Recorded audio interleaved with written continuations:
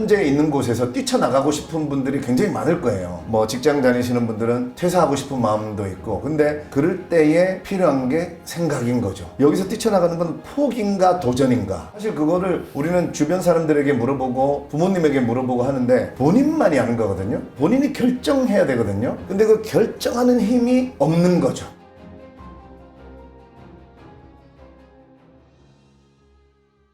이번 달 책은요, 너무나 유명한 영화가 있어서 책을 못 읽어보셨어도 스토리는 많이들 알고 계신 책일 수 있습니다. 바로 미국의 대문호 스콧 피츠제럴드의 위대한 개츠비입니다. Great Gatsby 오늘 여러분들에게 소개를 해드리겠습니다. 네, 저는 이 책이 그 레오나르도 디카프리오 덕분에 대중분들한테 엄청나게 많이 알려졌는데, 사실 미국에서는 교과 과정에 나올 만큼 미국인들에게는 굉장히 익숙한 위대한 개츠비라는 작품이, 거기다가 스콧 피츠제럴드가 미국을 대표하는 대문호이기 때문에 익숙할 텐데 우리나라에선 영화로 더 유명하죠.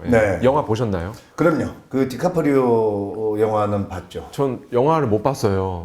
책만 봤는데, 근데 그건 알고 있습니다. 디카프리오가 잠들고 이렇게 그 장면이 최고죠. 네, 이게 착. 사실 지금 우리나라는 어쨌든 불경기이고, 그렇죠. 이 미국도 사실 이 시대를 지나면서 뭔가 반성의 느낌 있어요. 그죠? 이 1920년대의 흥청망청 시대에 본인들의 그 흥청망청을, 근데 나는 위대한 개츠비, 그러니까 이게 역설법인지 아니면 진짜 위대하다고 하는 건지, 처음에 저는 제목 가지고 왜 위대한이라고 붙였을까 이런 생각을 여러분들도 한번 해보시고, 우리가 미국을 사실 위대한 미국, 사실 개츠비는 미국이죠. 또 어떻게 표현하면 맞아요. 제가 이제 40살 때 착하다는 게 뭔가 여기에 꽂혔어요. 그러니까 진짜 착하다는 게 뭘까? 그리고 뭔가 막 착한 일 한다는 게 자꾸 막 연기하는 것 같고, 내가 뭔가를 이렇게 뭐 할 때, 그래서 진짜 착하다는 게 뭔가 이런 것처럼 위대한 건 뭔가, 우리가 안정적인 직장을 가져라, 안정적으로 살아라 하는데 과연 안정적인 거는 어떤 게 진짜 안정적인가?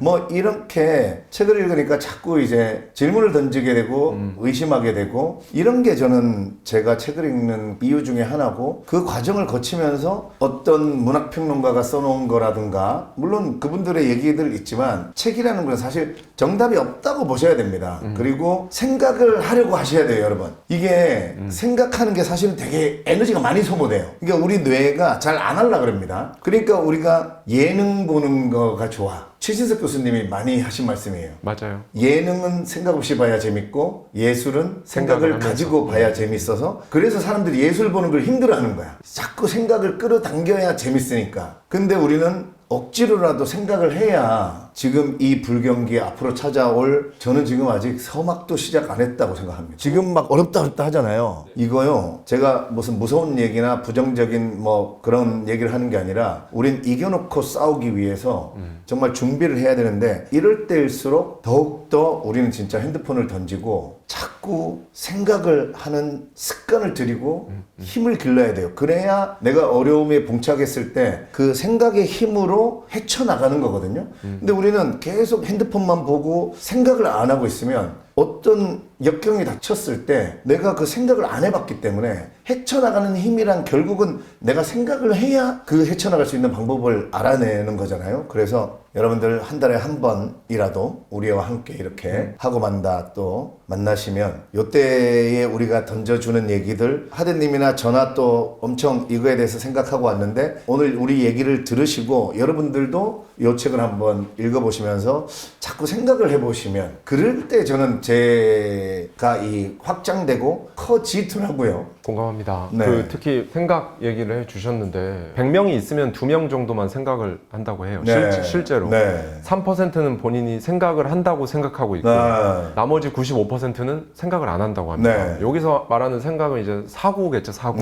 오늘 저녁 뭐 먹을까, 뭐 이런 생각이 아니라 사고의 과정일 텐데, 말씀해 주신 것처럼 한 단계 레벨 더 들어가서 이렇게만 생각하려고 해도 에너지가 들기 때문에 안 하려고 하는 거죠. 그건 뭐 생존을 생각했을 때 최대한 에너지를 세이브하고 이렇게 사는 게 맞는 거니까, 그게 인간의 본능이어서 어쩔 수 없는 거지만, 아까 또 말씀해 주시는 거 들으면서 여러 가지 생각이 들었어요. 불황의 서막 도 아직 오지 않았다고 네. 생각한다라고 네. 말씀해 주시는데 지금부터 시간을 한 10년, 20년 전으로 되돌려 보셔도 단 한 번도 우리 경제에 호황이 왔습니다라고 한 적은 없었을 네. 거예요. 계속 불황이다, 장기 네. 침체, 늪, 뭐 다 이런 수식어들이 계속 붙어왔거든요. 계속 불황이었는데 근데 이 기간 동안 정말로 많은 사람들이 경제적 자유를 이루고 커리어에서 성공을 이루고 자신이 원하는 것들을 이룬 사람들이 되게 많단 말이에요. 맞아요. 자수성가한 사람도 많고. 네네. 근데 그렇다면 팩트는 아무리 거시경제가 이렇게 어려워도 분명히 일부는, 근데 그 일부가 모이면 많죠. 내 주위에 한두 명씩은 보이잖아요. 자수성가하고 원하는 걸 이룬 사람들이 보여요. 그래서 사실 코로나 때도 저는 그때 한번 깨닫고 와 했던 게 코로나 때 돈 많이 버신 분들이 많습니다. 네, 실제로. 네네. 예, 예를 들면 저는 코로나 때 유튜브를 하지 않았지만 유튜브 코로나 때 하신 분들 구독자 정말 많이 늘었어요. 다는 아니지만 코로나 때 유튜브가 성장을 엄청 했습니다. 네. 매출도 엄청나고, 왜냐하면 모이질 못하고 집에만 있어야 되니까 유튜브 그 트래픽이 코로나 한 2년 동안 엄청났던 거예요, 진짜. 네.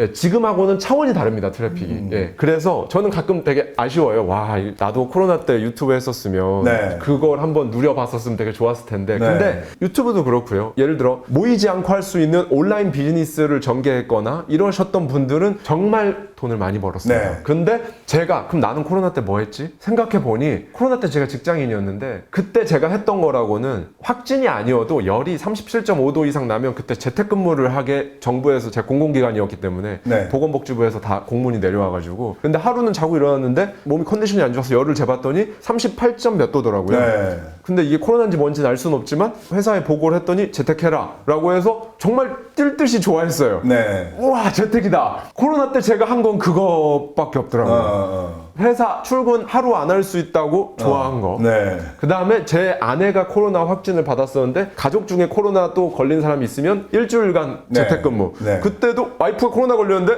약간 좋은 거예요. 네. 제가 코로나 때 한 거라고는 그거 좋아한 거밖에 없었구나. 네. 그래서 제가 지금 드리는 말씀은 아까 생각을 말씀하셨는데 100명이 있으면 2명만 생각을 한다고 했잖아요. 그 말은 예를 들어 이게 길게 계속 어렵다고 치면 앞으로 그 100명 중에 98명 안에 있으면 그냥 그 불황의 버스를 타고 그냥 계속 갈 겁니다. 맞아요. 네. 근데 그 2명만 버스를 갈아타든 네. 아니면 내려서 그냥 뛰어가든 네. 뭔가 생각한 사람만 그 버스에서 내릴 겁니다. 네. 저는 그때 내리지 못했죠. 코로나 때까지도 저는 버스에 타고 있었어요. 그래서 버스 안에서 제공해주는 아주 작은 호의, 재택근무 이런 거에 와 하고 그 버스를 타고 막 달려가고 있었습니다. 근데 그 기간에 누군가는 100명 중에 2명은 온라인 비즈니스 또는 네. 재테크, 그때 또 코로나 때 그때 자산도 상승하던 시기였잖아요. 네. 부동산, 뭐 미국 주식 막 이랬습니다. 유동성의 시기였기 때문에 그때 재테크 막 하신 분들 또 좋은 성과 얻으셨고, 그 100명 중에 2명이 하고만 다 지금 들으시는 저희 구독자님들은 생각으로 그렇게 하실 수 있기를. 그럼요. 그 생각이 할 수 들더라고요. 있습니다. 네, 네. 그러니까 불경기는 이런 것 같아요. 경기가 좋을 때는 돈의 바다에 돈이 분산돼서 쫙 퍼져 있단 말이에요. 저는 근데 위기를 기회로, 이 말을 정말 저는 제가 와닿는 게, 저는 제가 또 경험을 했고, 이 위기일 때는 그 돈의 바다에 돈이 이렇게 모여 있다고 생각하시면 돼요.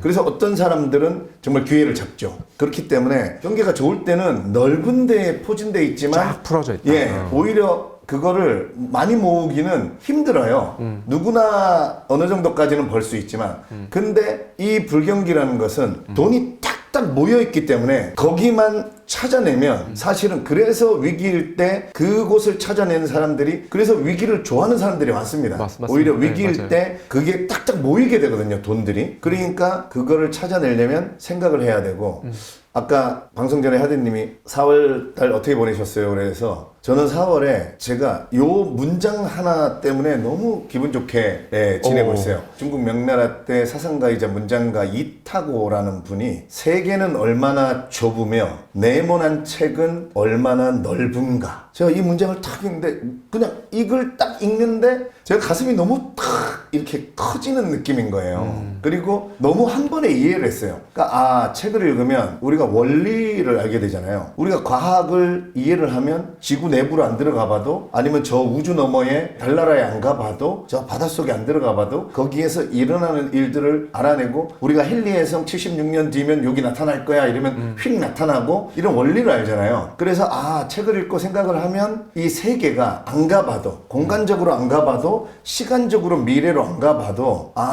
원리를 알면 그게 보이고 관찰이 되니까 뭔가 내 손안에 있는 것 같은 세계가. 근데 그걸 해주는 게 책인 거죠. 책을 통해서 원리를 이해하고 또 책을 통해서 생각의 수준이 높아지니까 세상이 좁아지는 느낌? 너무 이게 이해가 되는 거예요. 그래서 내가 이 문장을 되뇌일 때마다 내가 막 커지는 느낌이고 책이 읽고 싶어지고, 이래서 제가 요즘 가는 데마다 세계는 얼마나 좁으며 네모난 책은 얼마나 넓은가 이러면서 다녀요. 그래서 사실 1920년대 초반에 그 재즈의 시대에 우리가 살아보지 않았지만 이 책을 통해서 그 흥청망청하고 정말 주식으로 정말 아무거나 사도 돈을 벌던 시대에 이 난리가 났던 시대에 하지만 그 시대를 되돌아보고 또 우리도 준비를 하고 이럴 수 있는 이 책이 엄청 좋은 거죠. 네, 맞습니다. 1920년대는 사실 우리나라 한반도는 옛날 같은 느낌인데 미국은 이때 경제적으로 전성기를 누렸었죠. 1차 세계대전 딱 끝나고, 그러니까 한마디로 1920년이 시작되면서 미국에서는 이제 됐다, 즐기자. 맞아. 네.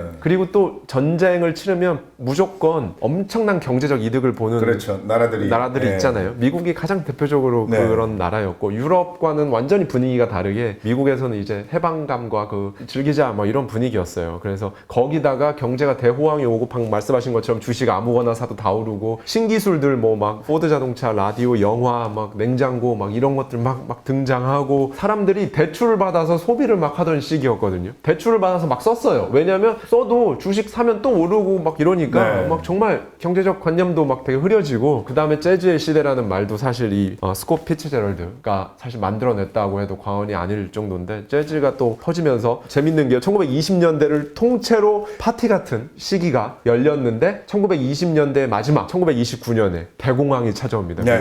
주식이 정말 휴지 조각이 되면서 대공황이 찾아오면서 막을 내리거든요. 그 흥망성쇠, 미국의 그 1920년대 흥망성쇠를 이 위대한 개츠비를 미국이라고 이렇게 대입해도 어색하지가 않을 정도로 그렇기 때문에 이 미국인들이 되게 그 시대를 완벽하게 묘사했다고 해서 더 사랑하는 그런 책이에요, 사실. 그래서 미국인이라면 막 공감이 될 텐데, 우리는 지구 반대편에 있는 우리 여기 한국에서 읽기에는 이런 배경을 알고 이제 보시면 이래서 더 이런 거구나 라고 좀 더 공감이 되실 겁니다.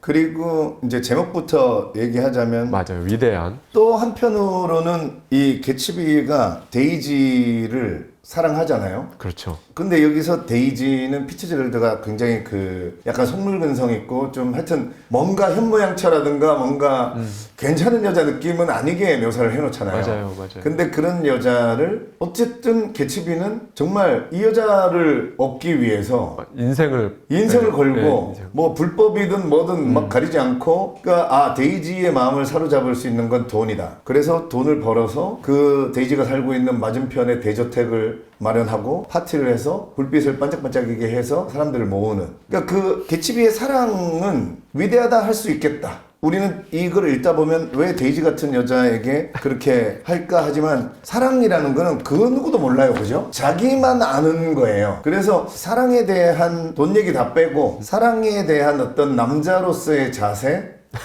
이런 거는 위대하다 할 수 있겠다. 그 부분에 대해서는 위대하다. 실제로 위대하다 할 수 있겠다. 결국은 결론도 그렇게 났지만 거의 목숨을 걸다시피 해서 심지어 이미 결혼한 사람을 애도 있는 그 자기의 사랑을 쟁취하겠다는 그런 어떤 사랑, 뭐 이런 거는 위대하다 할 수도 있겠다. 뭐 이런 여러 가지 생각들을 해봅니다. 그 위대함에 대해서 저도 생각을 해봤는데, 보통 많이들 이제 반어법이다라고 이제 해석하는 비평가들이나 반반씩 갈리는 것 같아요, 분위기가. 위대하다는 건 사실 반어법이다. 근데 제가 생각하기에는 나름 과거의 그 데이지와의 애틋했던 그 마음을 그걸 잊지 못하고 그거를 다시 시간이 한참 흐른 뒤에도 결혼했건 말건 모르겠고 나는 결국 쟁취하겠다 라고 해서 그 꿈을 성취하기 위해서 뭔가 막 불법적인 일이든 뭐든 해서 엄청난 부를 실제로 쌓잖아요. 그게 뭐 자기 신분 위주하고 막 이런 부분도 있지만 어쨌든 그거에 있어서는 꿈을 성취하기 위한 어마어마한 노력과 에너지, 그거에 있어서는 정말 위대하다고 볼 수도 겠다라고 저도 생각을 했습니다. 이게 단순히 반어법이네 네. 뭐 이렇게 생각하기보다는 그 부분에 있어서는 이제 아마 고 작가님께서는 오늘 소유와 존재에 대해서 좀 말씀을 해주실 것 같고 저는 방향에 대해서 좀 말씀을 이제 드릴 건데 다만 방향을 모르고 인생을 바친 에너지와 헌신 그런 거에 있어서는 위대하다라고 저는 생각은 합니다. 네. 예. 그래서 우리가 소유를 지금 데이지 부분만 딱 생각해 보면 개츠비는 데이지를 소유하려고 하잖아요. 근데 나의 문화유산 답사기 유용준 교수님께서 어디 영상에서 이 책 얘기를 하셔가지고 이노카든 본인이 그 어렸을 때 정말 문학소년일 때 읽었던 책인데 자주 읽는다 하셔서 저도 읽어봤어요. 뭐냐면 요 세 명이 친구예요. 이누카든이 주인공이고 애니라는 여자가 있고 필립이라고 있고 이제 두 남자와 한 여자가 셋이 친구야. 동네 친구. 근데 결국은 애니는 이누카든이랑 결혼을 해요. 그래서 이 시대가 언젠지 제가 잘 모르지만 어쨌든 이누카든이 돈을 벌러 가족을 위해서 중국으로 무역선을 타고 이제 돈 벌러 올게 하고 떠났다가 배가 난파가 돼요. 그래서 무인도에서 10년을 삽니다. 근데 애니 혼자 애를 키우면서 힘들어하고 있었죠. 근데 10년째 안 돌아오니까 이 필립도 애니를 좋아했거든요. 왜냐면 어릴 때 이제 근데 필립은 혼자였어요. 그래서 당연히 이제 이누카드는 죽었다고 생각했죠. 그러니까 계속 애니한테 도와주고 그러면서 구애를 하고 결국은 결혼을 해요. 왜냐면 주변 사람들도 10년 동안 안 돌아오니까 이건 죽은 거다. 그래서 이제 필립의 또 애도 낳습니다. 근데 10년 만에 구조가 돼서 돌아와요. 근데 핵심은 개츠비는 지금 데이지를 가지려고 막 하잖아요. 이누카드는 어떻게 끝나냐면 그 소식을 들어요. 동네에 와서 그렇게 결혼할 때더라. 그럼 멀리서 그 보는 장면이 있어요. 자기 아내와 자기 아이도 있고 근데 죽을 때까지 안 나타납니다. 그러니까 가지지 않아요. 그냥 그 자기가 하숙집에 머물렀던 그 아줌마한테 자기가 원래 그 사람이 이누카덴이다. 근데 절대 내가 죽기 전에는 애니한테 얘기하지 말아라. 결국은 죽은 후에 얘기를 해라. 그러니까 자기는 어쩌면 소유하지 않았지만 더 위대한 사랑이잖아요. 그래서 이 장례식 장면이 나오는데요. 이누카덴의 장례식장에는 정말 그 모일 수 있는 사람 모든 사람들이 모여서 정말 이 사람의 숭고한 사랑에 경의를 표현하고 그러는데 우리 개츠비의 장례식은 사람들이 안 오잖아요. 심지어 그 목사 눈치를 보면서 닉이 조금만 기다려보자 하는데 결국 아무도 오지 않았다. 그러니까 이런 어떤 대비되는 걸 보면서 여러분 제가 이게 정답이라고 얘기하는 거 아닙니다. 그러니까 이런 소유의 형태를 생각을 해보면 그래서 여기 소유냐 존재냐의 그 시가 나오는데 이런 거예요. 꽃이 있어. 어떤 사람은 틈 사이에 핀 꽃을 꺾어서 가졌어. 금방 시들잖아요. 어쨌든 꺾어 가지는 사람이 있는가 하면 어떤 사람은 그냥 그 있는 채로 봐. 보지만 내가 소유했다고 생각해요. 보는 거니까. 거기 지나칠 때마다 봐요. 괴테는 이걸 둘을 합해요. 그러니까 꺾는 게 아니고 뿌리채 뽑아서 자기 집 뜰에 심어요. 그래서 이 꽃나무가 영원히 자연적으로 시들 때까지 소유하는 거죠. 이것도 여러분 정답이 없는 겁니다. 그래서 제가 요즘 이런 얘기를 자주 하는데 돈을 소비하려고 벌지 말고 생산하려고 벌자. 마르크스가 돈을 풍요롭게 존재하게 하자 이런 말을 해요. 내가 이해를 하겠대요. 그거를 우리가 돈을 소비를 하지 말고 내가 소비하려고 하지 말고 풍요롭게 존재하게 하자는 내가 돈을 벌어서 어떤 걸 생산함으로 인해서 다른 사람들에게도 혜택이 돌아가는 그런 어떤 행위를 하면서 그래야 다 같이 행복할 수 있다. 돈을 쫓지 말라 이런 게 저는 그런 생각이 드는 거예요. 내가 돈을 벌어서 내가 비행기 타고 여행 가고 내가 맛있는 거 먹고 내가 좋은 차 타고 뭔가 내 거를 위해서 꽃을 콱 꺾어버려서 가지잖아요. 이러면 금방 시들어 버려. 그러니까 돈도 그렇게 되는 것 같은 저는 생각이 듭니다. 그러니까 개츠비는 과연 진짜로 그러면 마지막은 결국은 둘이 이루어지진 않았지만 이런 생각 해보는 거죠. 그 닉이 말하거든요. 결국은 개츠비가 원하는 거는 데이지가 자기 남편 톰 뷰캐넌한테 가서 난 사실 당신을 사랑하지 않았어요 라고 말하기를 원했다. 그런 글이 나오는데 개츠비가 원하는 거는 그렇게 하고 이혼하고 자기랑 살기를 원하거든요. 과연 그렇게 됐을 때 개츠비는 정말 행복했을까? 뭐 이런 생각들을 계속 해보는 거죠. 존재와 소유에 대해서 이제 고 작가님께서 말씀을 해주셨는데 저는 방향과 시간에 대해서 좀 말씀을 간단하게 드리자면 이 책을 읽으면서 이게 너무 와닿아서 이렇게 제가 표시를 해놨던 문장이 한 2개 정도 있었는데 그게 미국의 평론가들 사이에서도 굉장히 상징적인 문장이더라고요. 네. 그게 뭐였냐면 개츠비는 초록 불빛을 믿었다. 네. 해마다 우리 앞에서 멀어져만 가는 황홀한 미래를 네. 이라고 얘기를 하거든요. 책에 보면 개츠비가 창문 밖으로 멀리 대저택에서 네. 쭉 제일 마지막에 있는 그 초록색 불빛이 깜빡깜빡하는 그거를 이렇게 보는 장면이 묘사가 되는데 네네. 근데 그 이 초록 불빛이 데이지가 사는 집의 선착장 끝에 있는 맨 끝에 있는 그 불인데 네. 그게 이 개츠비한테는 환상, 저는 환상이라고 표현을 하거든요. 개츠비에게는 뭐 희망, 사랑, 성공, 이루지 못한 꿈 뭐 이런 걸 상징하겠지만 저는 이 모든 걸 환상이라고 표현을 합니다. 왜냐하면 사실은 과거에 있는 건데 저 앞에 있다고 느끼는 거죠. 잡으려고 하는 거예요. 근데 잡을 수 없어요. 왜냐면 사실은 과거에 있거든요. 약간 우리 엘리베이터 탔을 때 양쪽에 거울이 있으면 쫙 펼쳐지면서 네. 무한 반복이 반복. 되잖아요. 네. 약간 그런 느낌처럼 사실은 저거는 과거에 있어서 잡을 수 없는 건데 혹은 거울 안에 있어서 저거는 잡을 수 없는 건데 뭔가 잡을 수 있다고 느끼는 것 같은 실제로 이제 여기서 책에서 닉이 과거에 그렇게 연연하지 말라고 얘기할 때 과거를 다시 붙잡을 수 없다라는 말에 있어서 개츠비가 그 말을 이해를 하지를 못하거든요. 네. 그래서 우리 모두에게도 저마다의 초록 불빛이 있을 수 있겠다라는 생각을 네. 했어요. 예, 그러니까 시간은 우리 인간이 지금 살고 있는 3차원의 공간으로 이루어진 여기에서는 이 세계에서는 알 수가 없는 그래서 그냥 흘러간다. 네. 시계를 만들고 네. 시간이 이렇게 흘러간다라고 생각을 하는데 사실 시공간, 시간까지 하나가 더해진 게 이제 4차원이잖아요. 네. 그래서 4차원적 관점에서 보면 과거, 현재, 미래를 흘러간다고 보는 게 완전 의미가 없고 시간은 사실 과거에 있는 것도 보일 겁니다. 초록 불빛처럼. 그래서 저는 이 방향을 잡을 수밖에 없는 게 저게 지금 내가 왜 저거를 잡고 싶어 하는지 잡을 수 있는 건지 내가 저거를 왜 원하고 있는지 이런 방향에 대한 생각이 없으면 개츠비처럼 원래 못 잡는 건데 계속 잡을 수 있다고 생각을 할 거예요. 우리 모두에게도 저마다의 초록 불빛이 있을 거란 말이에요. 개츠비가 쳐다보는 반짝거리는 그 그렇죠. 초록 불빛처럼. 네. 근데 도저히 잡히지가 않는다면 근데 시간만 가고 있고 그러고 있다면 한번 생각을 해보셨으면 좋겠어요. 잡히지 않는 이유가 그 초록 불빛이 과거에 있는 불빛이어서 그럴 수도 있습니다.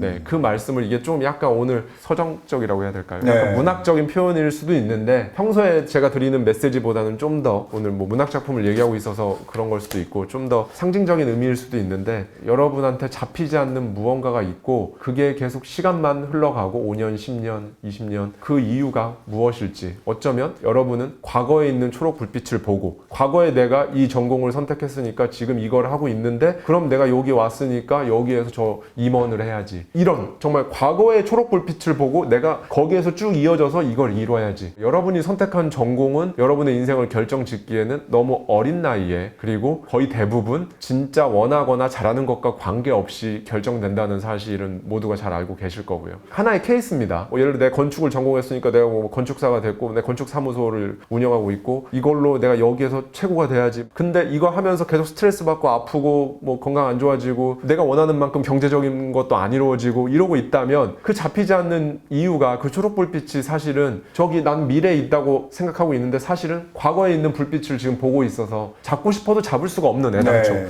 네, 그런 것일 수도 있다라는 그 네. 생각을 좀 해봤습니다. 하대님 얘기 들으면서 네. 제가 책을 읽기 전에 저한테 초록불빛은 유재석이었거든요. 그러니까 유재석처럼 되는 고명환이 초록빛이었어요. 그리고 내 안에 분명히 그게 있을 거야 라고 오로지 그쪽 방향만 사실 제가 책을 안 읽었다면 세상에는 초록불빛밖에 없구나 이렇게 생각했을 거예요. 왜냐면 연극영화과 나왔죠. 방송국 들어왔죠. 다른 길은 생각해 볼 필요도 없었고 그래서 그쪽으로 계속 손을 뻗고 있었는데 책을 읽다 보니까 메밀국수 브랜드라는 파란색 불빛도 있고 글을 쓰는 노란색 불빛도 있고 강의하는 빨간색 불빛도 있고 근데 그게 중요한 것 같아요. 정말 그 빛을 내가 잡을 수 있냐 없냐 어디에 가까이 있냐 과거에 있냐 그거를 스스로가 판단하는 거 그게 굉장히 중요한 거죠. 그래서 지금 아마 방송 보시는 분들도 현재 있는 곳에서 뛰쳐나가고 싶은 분들이 굉장히 많을 거예요. 뭐 직장 다니시는 분들은 퇴사하고 싶은 마음도 있고 근데 그럴 때에 필요한 게 생각인 거죠.